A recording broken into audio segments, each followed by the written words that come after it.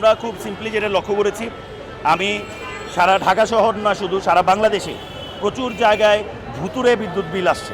আমরা লক্ষ্য করছি বিদ্যুতের সাপ্লাই নাই, বারবার কারেন্ট যাচ্ছে, লোডশেডিং এটা রেগুলার ঘটনা।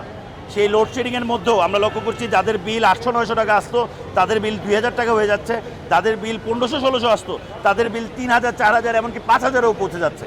ফলে এই যে বিদ্যুতের দাম এই হঠাৎ করে এবার বেড়ে যাওয়া, এটাকে আমরা মনে করি যে এটা আসলে একটা জনগণের কাছ থেকে লুটপাট করে টাকা নিয়ন্ত্রণের একটা ব্যবস্থা হচ্ছে, টাকা আয়তে নিয়ে আসার ব্যবস্থা হচ্ছে, এবং এটা সাফারার হচ্ছে আসলে কে? সাফারার হচ্ছে জনগণ।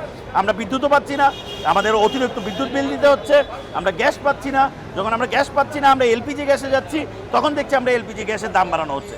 এবং আমরা যদি একটু ক্রাইটেরিয়াগুলো লক্ষ্য করি, বিকাল 3টার দিকে একটি 2টা-2:30টার দিকে একটি প্রজ্ঞাপন আসলো, প্রজ্ঞাপনে বলল যে এলপিজি গ্যাসের দাম বৃদ্ধি পাচ্ছে, এবং ঠিক সেই সময় আমরা দেখলাম যে বৃদ্ধি পাওয়ার ঠিক ওই দিনই 6টায়, মানে 4 ঘন্টার ব্যবধানে ওটা কার্যকর করে দেওয়া হচ্ছে। তাহলে এখন যদি আমরা একটা প্রশ্ন করি যে যারা সিলিন্ডার ব্যবসায়ী তাদের কাছে তো আগের সিলিন্ডার আছে, সেটা তো পূর্বের টাকায় নেওয়া হয়েছে, কিন্তু সেই পূর্বের টাকায় নেওয়া সত্ত্বেও সে এখন লাভ দিয়ে বিক্রি করার সুযোগ পাচ্ছে।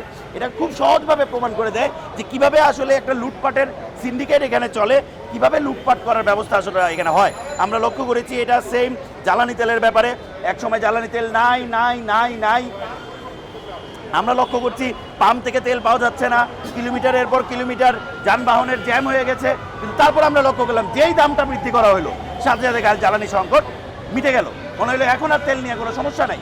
ফলে এই যে লুটপাট করার প্রক্রিয়া, জনগণকে সাফার করে, জনগণকে ভিকটিম বানিয়ে, জনগণকে এক প্রকার বন্দি করে, জিম্মি করে যেভাবে দাম বাড়ানো হচ্ছে, এটা খুবই অমানবিক এবং এটা খুবই অগণতান্ত্রিক।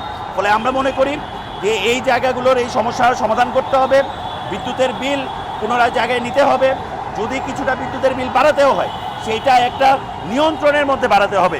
যেমন প্রথম 200 ইউনিট আমরা চাই নিম্ন মধ্যবিত্ত এবং মধ্যবিত্ত মানুষের জন্য